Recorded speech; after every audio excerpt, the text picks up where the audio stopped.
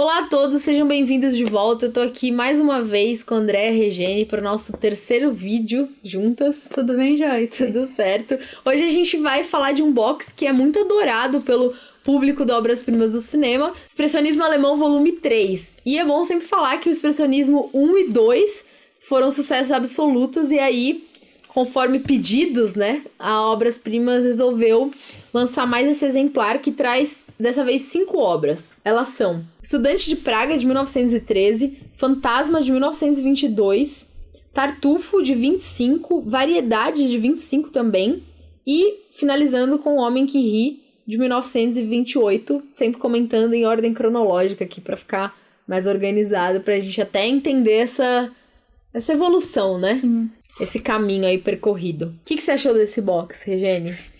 Quais são os destaques, assim, na sua opinião? Eu tenho as minhas preferências, né? O Homem que Ri, eu acho que, sei lá, dentro dessa seleção foi indispensável mesmo, né? Porque eu gostei bastante. E eu acho que o Estudante de Praga também. Eu também tive uma queda pelo Estudante de Praga. Sim. E também é bom falar que o box traz 2 filmes do Murnau, né? Que é aí um diretor, enfim, um exemplar do cinema alemão, né? Não só do expressionismo, mas do cinema alemão como um todo. Então, esse box dos 5 filmes traz 2 filmes dirigidos por ele, que é Fantasma e Tartufo. Então, eu destacaria isso também, né? Sim. Esse resgate da obra de um realizador tão importante. Bom, e lembrando que vocês ajudam muito o canal e ajudam muito essa playlist, esse trabalho aqui com os debates mensais dos lançamentos de obras-primas do cinema, passando esses vídeos adiante, fazendo eles circularem aí nas rodinhas cinéfilas. Então, quem puder compartilhar esse conteúdo, já agradeço de saída aqui. Vamos lá, então. Começando pelo Estudante de Praga, que foi um dos que a gente mais gostou aqui dessa seleta. Dirigido pelo Paul Wegener também, que é um nome bem importante desse período do cinema alemão. E que teve também um remake, né? Estudante de Praga teve um remake em 35, né? Sim. Pouco tempo depois, né? As locações, né, do filme são muito legais e tal. Ali, em Praga, né? Em Praga, literalmente. E eu acho que... Bom, você quer contar um pouco sobre a sinopse e tal? Bom, em linhas gerais, o filme conta a história do Baldwin, né? Que é o estudante de Praga, que é um exímio lutador de esgrima. Ele é um destaque ali naquele lugar, naquele entorno que ele vive. Ele ganha todas as lutas e ele é todo badaladinho. E aí chega, só que ele demonstra desde o começo do filme uma certa insatisfação. Até que um velho, né, aborda ele e, enfim, faz uma proposta pra ele. Ele tava falando, eu queria ser rico, eu queria ser um herdeiro e tudo mais. E o velho fala, eu vou realizar o que você quiser, me fala o que você quer. Seus desejos mais íntimos, né? E aí, a partir desse momento, ele estabelece uma relação meio perigosa com essa figura, né? Com a figura desse velho. Porque ele consegue algo que ele queria, mas ele tem que dar alguma coisa em troca. E aí entra toda uma história que é bem Fausto, assim, né? A história, tem a coisa do... Enfim, aquele velho ele assume um pouco a figura do Mephisto, tem essa coisa de... Sim, eles basicamente fazem um pacto, né? Sim, com consequências graves. E aí, nesse contratinho, né, ele acaba vendendo o seu reflexo no espelho. Uma coisa muito interessante no filme é que tudo é mostrado mesmo imageticamente no sentido de ser um filme muito avançado em efeitos especiais, né? Ele perde o reflexo mesmo. Especiais manuais, né? Manuais. Diga-se de passagem. Sim, tudo... Toda a questão da dupla exposição, né? De como ele vai filmar o ator nesses 2 personagens, né? No caso, o Baldwin e o duplo dele, que seria um duplo do mal, que tá ali perseguindo a vida dele e tal. Então, bem complexo, né? Sim. O arranjo disso tudo. E o que eu achei mais interessante no Estudante de Praga é que ele retoma essa discussão até filosófica, né? Da coisa do duplo, né? O que seria esse duplo, essa outra entidade, né? Esse seu reflexo e tal. Muitos filmes batem nessa questão, né? Do duplo. Tem até, inclusive, já aproveitando a dica, que tem um curta brasileiro dirigido pela Juliana Rojas que chama O Duplo. E ele fala dessa lenda nórdica, né? Desse doppelganger, né? Sim. Seria que é abordado, assim, a rodo, né? A própria série Twin Peaks, dirigida pelo David Lynch, toca nessa questão do doppelganger. Então, é muito legal. Eu gostei de como o filme trabalha isso, dada a sua época também, né? Sim. E o desfecho dele, embora seja um pouco previsível, carrega, eu acho que, o cerne da questão, quando a gente pensa nessa coisa do nosso reflexo, sabe? Sim. O que seria esse reflexo? Quem é esse duplo? Exato, eu acho que tem essa questão psicológica. Lembrei muito também do clássico do Dostoiévski, né? Também o duplo, que depois também se tornou um filme, enfim. E ele meio que analisa, né, as personalidades ali e tal. Eu acho que tem toda uma questão mais profunda, né? Que vai muito além daquela imagem e tal. E tal como a história do Fausto, do Goethe, ele discorre também sobre essa coisa da ambição humana, né? Até que ponto realizar uma ambição ou conseguir o que você quer vai compensar pra você, né? Sim. Até que ponto vale a pena, né? Cruzar certos limites, né? Eu acho que esse é o grande lance do filme. E, enfim, destaques enormes para os efeitos especiais, dupla exposição, enfim. Como que ele retrata isso mesmo, como o André falou, na tela, né? É muito sofisticado, né? As trucagens, né? Eu acho que é usadas. O que mais impressiona, assim, né? Você vendo o filme, qual é o ano dele mesmo, Joyce? 1913. 1913, você fica uau, né? Não, é impressionante mesmo. E entrando aqui nas obras feitas pelo Murnau, que estão presentes no box, a gente já pode falar de Fantasma, que traz uma história que também, curiosamente ou não, tem ali uma estrutura, um plot que já foi explorado em outros filmes, né? Como, por exemplo, assim, batendo o olho, quando eu assisti o filme, me arremeteu pro Corpo que Cai, do Hitchcock, né? Essa coisa do duplo, de novo, da sósia que volta. A gente acabou de falar do Estudante de Praga, só que de uma outra maneira, né? Sim. Mas tem essa recorrência, né? Um desdobramento ali da personalidade, uma distorção da personalidade. Exato. Então, o Lawrence, né, ele é o escrivão da cidade e tudo. Ele mora com a mãe dele e 2 irmãos. O irmão dele estuda artes. A irmã dele tem uma rotina de vida que a mãe acaba discutindo sobre. Ela meio que humilha a irmã. A irmã do Lawrence sai de casa logo no início do filme. Ali na vizinhança, o Lawrence é muito querido por 2 vizinhos, né? Tem, inclusive, uma vizinha que admira o Lawrence e tal. Um certo dia, o Lawrence até apresenta umas poesias que ele escreveu e tal. O vizinho gostou muito, até apresentou para um editor e tudo mais, postando no talento dele. As coisas começam a desandar um pouco na cabeça do protagonista quando ele se depara com uma mulher que ele não conhece e que ele fica fissurado. Verônica, né? A Verônica. Ele fica fissurado por aquela imagem. Bom, e aí surge esse amor platônico que ele tenta alcançar de qualquer maneira. Vira uma obsessão, né? De fato, sim, né? Vira uma obsessão. E eu acho que a gente pode falar a questão de montagem do filme, que pra época, né, em 22, são bem inovadoras. Por exemplo, o uso de imagens não diegéticas, assim, quando, por exemplo, o Lawrence está pensando numa situação que aconteceu ou que ele gostaria que acontecesse, essas imagens são de fato mostradas na tela, assim, né? Sim. Então, você entra num outro campo, né? Exato. No campo do pensamento, do psicológico, do imaginário e tudo mais. Já é um outro... É bem... Isso, hoje em dia, assim, né? Pra gente é bem...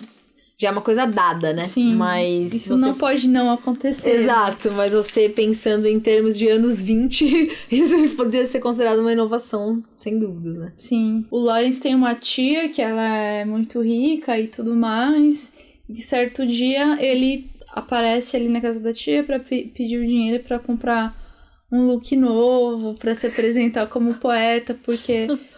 O vizinho meio que desperta essa ambição nele, né? Sim. Também ali onde a tia mora é uma casa de penhores e tudo, e ele encontra lá um novo amigo que ajuda o Lawrence a tentar desenvolver esse seu problema amoroso e profissional. E é muito interessante você ter colocado na pauta essa questão do Lawrence querer essa roupa e querer, de alguma forma, ascender socialmente, né? Essa tia rica e tudo mais. Porque essa é uma abordagem recorrente também, né? O Estudante de Praga, por exemplo, enfim, o Baldwin só se ferrou porque ele queria ter uma vida ótima, ser rico, ser um herdeiro, ganhar na loteria. Exatamente, foi isso, né? A grande questão. Então tem um pouco essa contraposição sempre de uma nobreza, né? Da galera sangue azul e dos banais, assim, né? Das pessoas ordinárias tentando sempre alcançar aquele ideal e ascender socialmente e tudo mais. Numa época que a sociedade era muito mais estratificada, se você for pensar, né? Tipo, possibilidades muito remotas de ascender socialmente de uma maneira ok, sabe? Inclusive pro Lawrence, um dos impedimentos para ele conquistar a Verônica, embora a Verônica, né, não conheça, é a questão de classe, né? Porque a Verônica tá destinada a casar como um conde, algo assim. Que é também o mote do Estudante de Praga, né? Sim, são narrativas e dilemas semelhantes, né? Semelhantes. E já aproveitando que a gente tá aqui nessa toada do Murnau, vamos falar de Tartufo, né? Que foi baseado numa história do Molière e que também tem a discussão de classe, também tem essa discussão dessa nobreza, de alguma forma. Traz a questão de um enfrentamento, né? De um confronto, assim, de uma realidade que tá ali posta. Essa figura de um jovem que tenta abrir os olhos de um avô milionário e tudo mais pra uma realidade diferente e tal, me lembrou um pouco, eu não sei se é viagem da minha cabeça, não sei o que você acha, mas me lembrou um pouco, assim, esse abrir de olhos, esse despertar do personagem em Metrópolis. Sim. Que tenta fazer esse movimento com o pai dele. Sim. E não consegue, né? E aí dá no que dá, né? Mas o Tartufo, ele tem essa cara de clássico, assim, né? A trilha, ela feita no piano, é toda pontuada, né? Todos os movimentos são pontuados com música, aquela fotografia, né? Toda aquela vinheta, aquele tom sépia e tudo mais. Acho que é bem marcante. Assim, né? Tem esse senhor rico que mora ali junto com uma funcionária da casa dele e tudo mais. E eu acho engraçado justamente a atuação engraçada, né? Cômica dessa funcionária, assim, né? Eu acho que ela tem um tom até meio novelístico, assim, né? É muito cômico, né? Ela é toda...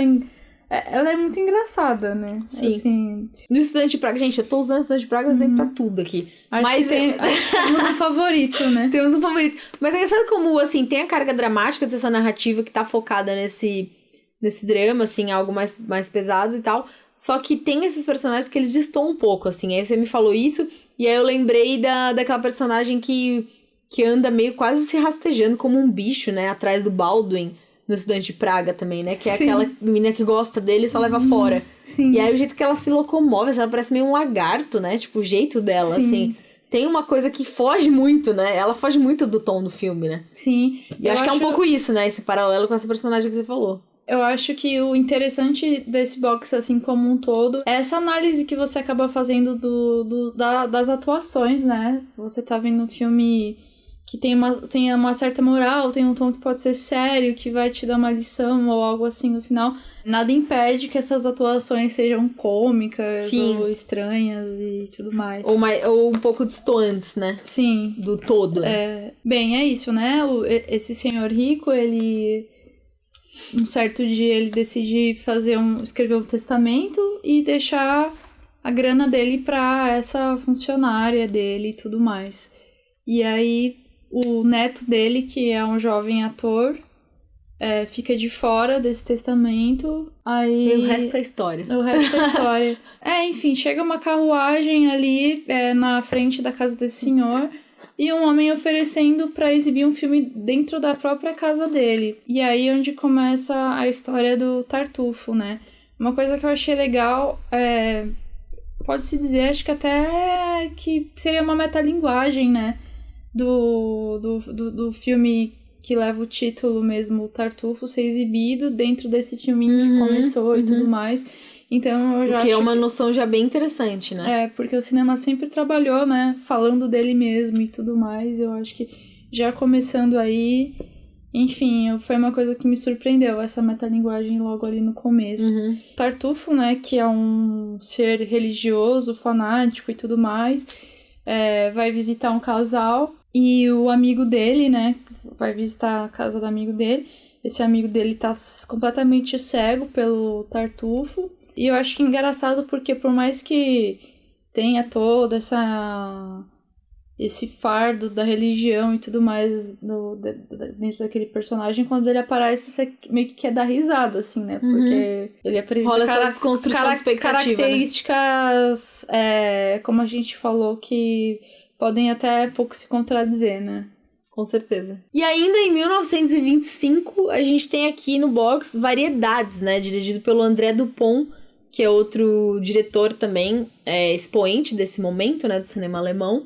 E traz o Emil Jannings, né? Que é uma entidade, né? Do cinema alemão. Pra quem não sabe, a gente já comentou aqui no canal algumas vezes, né? Do Emil Jannings. Ele tá presente em outros filmes de lançamentos de obras-primas. Ele foi o primeiro ator a ganhar o Oscar na categoria de melhor ator, no primeiro Oscar da história. Então, enfim, ele é um ícone, né? Realmente. E esse filme traz ele no protagonismo, né? Um ex-trapezista. Eles estão se locomovendo para um outro espaço no navio. Eles estão meio que prestes a viajar, né? Uhum. Ele tá ali com a esposa dele e tudo, prestes a um novo destino. Batem ali no quarto deles e tudo, falando que existe uma mulher que tá ali desamparada, que ela é uma dançarina, e que se pode fazer em relação a isso, se eles ficam com ela e ajudam e tudo mais. Ele acaba resolvendo deixar ela trabalhar com eles. A esposa dele é uma pianista dos espetáculos ali também. Ele mostra bastante essa riqueza do mundo circense, né? Logo de início, assim, num tom mais cômico, com até alguns efeitos, tipo, ali do músculozinho se mexendo e tal, algumas coisas engraçadas. E um ritmo, e ele tem bastante ritmo, assim, né? E aí, a partir desse momento que ele escolhe, que ele decide levar com ele essa dançarina, enfim, todos acabam sofrendo a consequência dessa escolha, né? A história é centrada toda na personagem do Haller, né? Que é vivido pelo Emil Jannings. Como que você acha que o filme trabalha essa coisa da dominação masculina e como que essa relação entre esses personagens são construídas, assim, ao longo da trama? Eu acho que foi importante você falar isso, que foi um dos aspectos que eu notei, assim, do filme, né?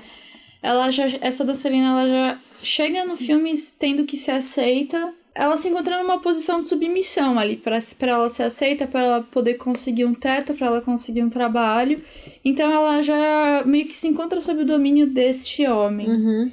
Dependência, né? Uma espécie de dependência. E algumas coisas acontecem no decorrer do filme que a levam, assim, pra algumas questões mais delicadas, assim, que ela sofre por essa dominação.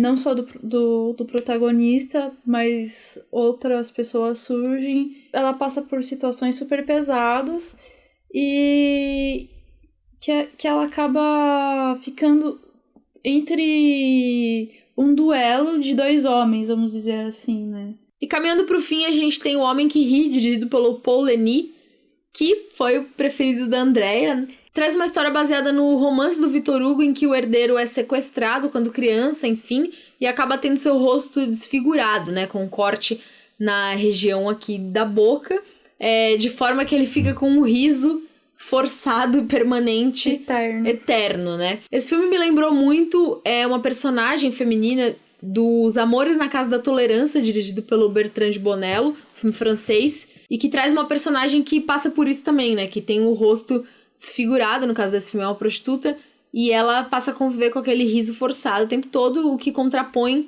absolutamente o estado interior de espírito da personagem, né? É o que a gente vê aqui no Homem que Ri também. Mas por que você amou tanto esse filme?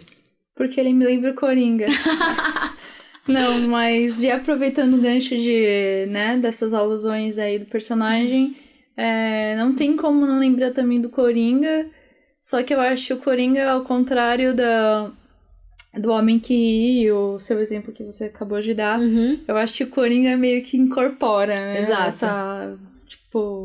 Ele essa abraça a tragédia, dele, né? sim, ele se alimenta dela pra criar uma outra exato. coisa. O filme tem alguns efeitos especiais, assim, manuais, que deixam o drama mais dramático, né? Tipo, aqueles efeitos de gelo seco, um sound design estridente também, a expressão dos personagens, eu acho que ela é bem carregada, né?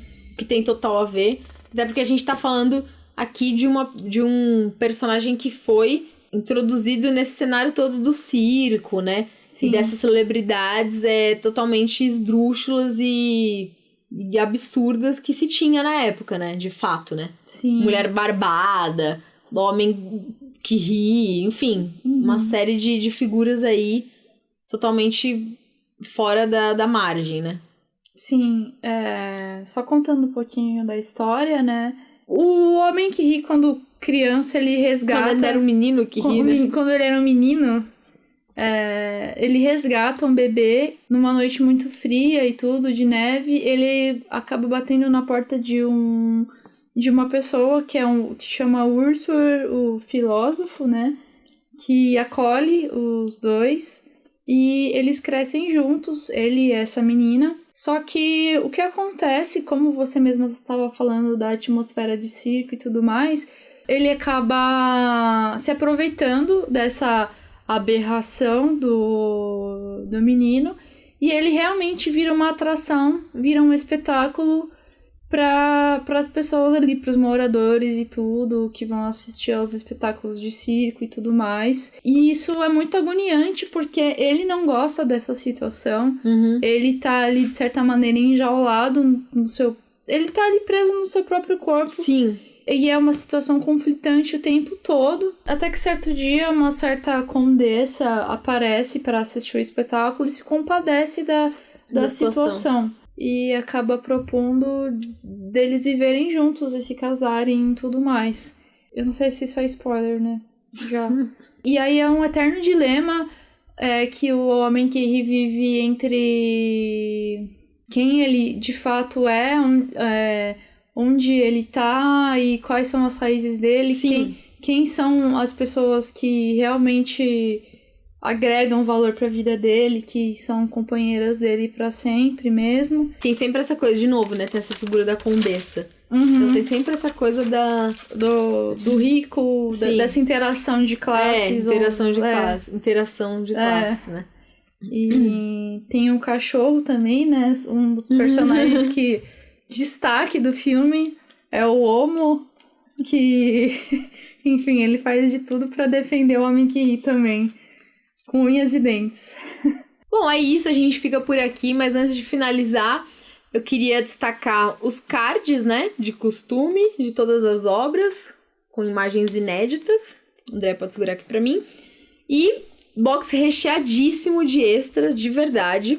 Tem um filme Genuine, que é um filme perdido do Robert Vine. Tartufo, o filme perdido.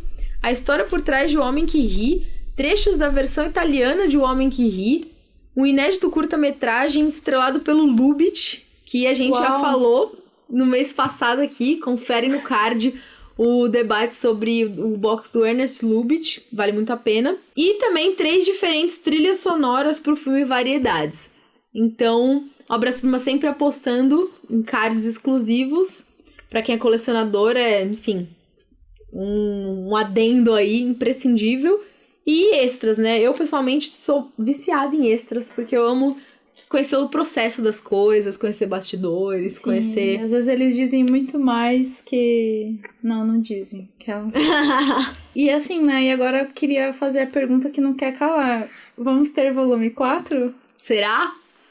Vou ficar aqui na torcida, hein? Sim. A gente e vocês, esperando esse possível volume 4. Vamos ver se esse pedido será atendido. Porque o que não falta é pedido também, né? Sim. A gente sempre vê aqui no canal, galera que acompanha, comenta e tudo mais. E sempre torce pra ver, enfim, seu diretor favorito sendo contemplado aqui no box e tal. Então a gente se vê. Obrigada pela presença e obrigada por acompanhar a gente mais uma vez. Até a próxima. Tchau, tchau. Tchau, tchau.